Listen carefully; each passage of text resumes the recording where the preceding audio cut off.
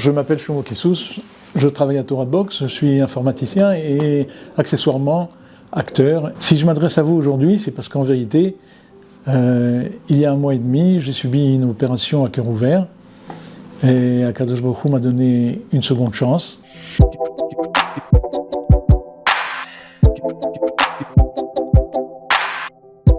En vérité, c'est une 3e chance. Pourquoi ? Parce que j'ai déjà fait un incident il y a 2 ans et demi, une coronarographie qui est un examen assez dangereux et Baruch Hashem, ça a fonctionné grâce aux tfilotes des gens aussi. Dans la première opération, en vérité, on passe une espèce de caméra dans l'artère fémorale qui va jusqu'au cœur et on place là-bas comme des espèces de ressorts qui écartent la veine principale de manière à la déboucher, de manière à ce que le sang puisse passer d'une manière correcte. C'est une opération délicate parce que des fois il y a des personnes qui ne résistent pas à cette coronographie. Moi j'ai eu la chance de supporter cette opération. J'étais arrivé vraiment au dernier délai de ce que quelqu'un peut arriver, puisque c'était bouché à 100%. La deuxième fois, quand ils sont arrivés en haut, ils se sont rendus compte en vérité que toute la veine et plusieurs autres étaient bouchées complètement et qu'il fallait faire une opération. Donc ils m'ont ouvert le thorax, ils ont accédé au cœur, ils l'ont arrêté avec du curare pendant plusieurs heures et ils ont pris une veine. Ils ont ouvert la jambe, ils ont pris une veine de la jambe et avec cette veine-là, ils ont fabriqué des espèces de petits ponts pour contourner tous les endroits où c'était bouché. Donc j'en ai eu 3. On m'a fait 3 pontages. C'est une opération qui est assez compliquée parce qu'elle a duré 5h30. Parce qu'après, il faut remettre en place, il faut que le cœur se remet à fonctionner. Et puis la couture se fait bout à bout. Et c'est une opération très très délicate. Et après, il faut refermer le sternum et refermer et mettre des points. J'ai eu 30 points, 30 agrafes sur toute la jambe. Après cette opération, j'ai quasiment pas mangé pendant 3 jours. Après cette opération, le corps est tellement fatigué qu'on ne peut pas bouger. On est obligé de rester sur le dos. Et même d'ouvrir une bouteille, de tourner un bouchon, c'est quelque chose qui est délicat et difficile. Inutile de vous dire qu'on ne peut pas se lever, aller aux toilettes et que, étant donné que le corps ne bouge pas, tous les muscles fondent et c'est quelque chose de terrible. Cette 3e étape est arrivée à cause de 2 points. Premièrement, ça fait 30 ans que je suis diabétique, donc le sucre qui se trouve dans le sang abîme profondément les veines, tout l'intérieur, tout le tapis qui permet au sang de bien circuler à l'intérieur des veines est griffé par le sucre. Ça fait en sorte que le sucre peut s'agglutiner à la veine à l'intérieur, mélangé avec du sang et le gras, du cholestérol. Et ça fait en tout, ça finit par former un bouchon qui ferme complètement la veine, l'artère, et donc qui fait en sorte que le cœur ne peut plus être irrigué, et donc le cœur a du mal à pomper. D'arriver à mon âge, avec 30 ans de diabète, il y a des gens qui ont déjà plus de jambes. Quand j'ai fait tchouva à l'âge de 20 ans, j'ai été à la yeshiva, et à la yeshiva, j'ai été rendre visite à Baba Saleh. J'ai eu la chance de voir Baba Saleh, et quand Baba Saleh m'a vu, il a levé ses mains, il m'a dit « Refoua Shelema » et ça, j'entends encore sa voix. Et bon, il m'a dit « Refoua Shelema », mais moi, j'étais pas malade, je pensais vraiment pas que ça avait un impact. Quand je me suis marié, on avait l'habitude, à notre époque, d'envoyer toujours un faire-part au Rabbi Milubavitch, et le Rabbi nous renvoyait une réponse, une bracha. On a envoyé un télégramme au Rabbi pour lui exprimer qu'on allait se marier. Et de retour, j'ai reçu un autre télégramme du Rabbi qui m'a dit « Refoua Shelema ». Donc c'est bizarre parce que à l'âge de 33 ans, mon diabète s'est déclaré.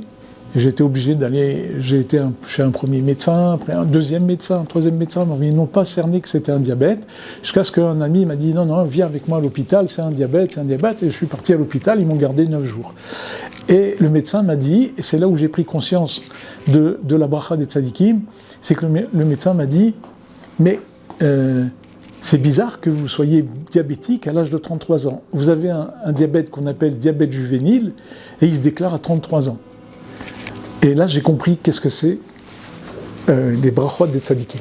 Les tzadikim, quand ils vous font une bracha, elle vous protège, elle vous entoure. Et cette bracha-là, jusqu'à aujourd'hui, je la ressens comme étant une manne de bracha, comme une espèce de protection qui m'entoure, parce que quand j'ai été à l'hôpital pour ce troisième épisode, j'ai guéri d'une manière un peu spéciale. Ça a mis une semaine. Le médecin, j'ai réussi à mettre les tefilines déjà le 5e jour. J'ai mis les tefilines tout seul, donc j'avais déjà la force de prier. Et quand j'ai mis les tefilines, le médecin est arrivé à 8h avec son staff pour voir les médecins. Il a dit, bon, lui, c'est un cas particulier, tout fonctionne bien. Il s'est retourné vers moi et il m'a dit, moi, même pas en rêve, je pensais avoir qu'on me libère au bout d'une semaine. Et carrément, le jeudi, il m'a dit, vous voulez sortir ? J'ai dit oui, de suite. Il m'a dit, bon, c'est bon, alors vous allez sortir aujourd'hui. Donc ça fait, mamache, 7 jours complets. Quand j'ai eu l'incident le vendredi, donc j'ai dit à mon fils, je me sens pas bien, viens, on part. On est parti à l'hôpital. On est arrivé à l'hôpital à 7h30 et jusqu'à 12h30, ils ont attendu les résultats des prises de sang et tout ça pour s'apercevoir que j'étais en train de faire une crise cardiaque. Le médecin m'a dit de suite, on est obligé de vous opérer de suite. Et comme il y avait une partie du staff qui n'était pas disponible, c'est le grand patron qui a eu l'obligation de s'occuper de mon opération. Donc j'ai eu le droit au top des chirurgiens. Il a prononcé encore d'autres choses qui étaient exceptionnelles. On a eu la chance d'avoir ça, la chance d'avoir ça, la chance d'avoir ça. Bon, moi j'ai traduit que c'est une siyata d'Ishmaïa, mais c'est sûr et certain que comme moi je fais partie de certains milieux comme celui de Torah Box, j'ai la chance de travailler à Torah Box. Torah Box a prévenu tous les gens a fait passer un message comme quoi il fallait prier pour moi. Et donc des milliers de personnes ont prié pour moi. Et aussi j'ai de la famille à Paris, donc qui ont aussi prié dans les milieux religieux à Paris. Des classes entières se sont mobilisées pour prier. Ils ont lu des télim, des petits-enfants qui sont purs, avec une bouche pure et qui n'ont pas fauté. Et il y a toute une classe entière qui a été au Kotel. Et là-bas, ils ont fait des mizmorim pour moi. Et ça, je suis sûr et certain que, vu la manière dont je me suis rétabli, vu la manière dont les choses se sont passées, que les tfilotes, elles sont icarites et qu'il n'y a pas une tfila qui revient vide. Et quand ils ont fait savoir à ma femme, donc ma femme, elle est venue après à l'hôpital, elle n'est pas venue de suite en même temps que moi, puisque c'est mon fils qui m'accompagnait. Et quand elle faisait les derniers préparatifs, ma femme a l'habitude de préparer les nérotes longtemps à l'avance. Donc elle s'est retournée vers les nérotes et elle est partie. Une semaine après, quand on m'a annoncé que j'allais sortir, pendant ce temps-là, en même temps, ma femme regardait les nérotes et elle a fait une prière à Hachem, elle a dit « Hachem, fais en sorte que mon mari sorte ». Et après cette prière-là, j'appelle ma femme, je lui dis « Tu sais pas la nouvelle ?»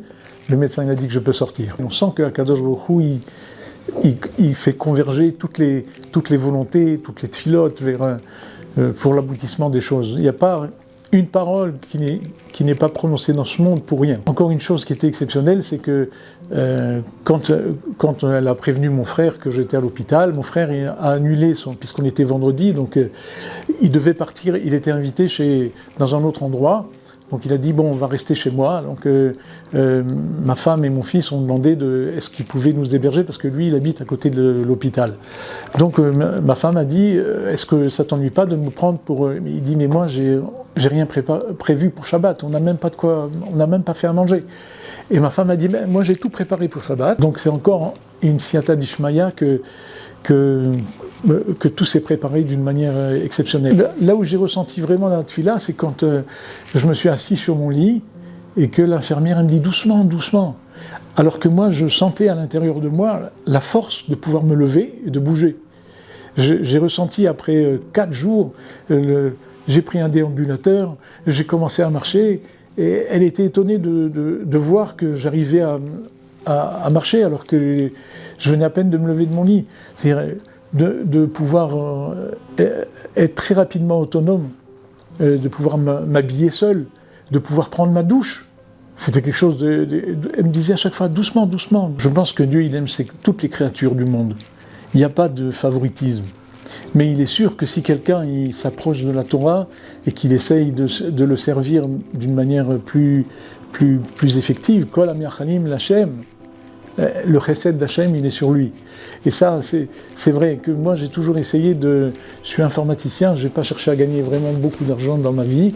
Et ce que j'ai essayé plutôt de faire, c'est j'ai eu d'autres propositions d'aller travailler ailleurs, mais j'ai préféré rester dans la Torah Box parce que le matin, j'étudie et l'après-midi, je travaille. Mais au moins, je travaille dans la Torah, au service de la Torah. Et ça, j'ai toujours tenu à le faire. Et ça je pense que ça contribue à ce que un chesed d'Hachem particulier réside sur la personne. Pour cette nouvelle vie, la seule chose que je peux dire, c'est merci Hachem.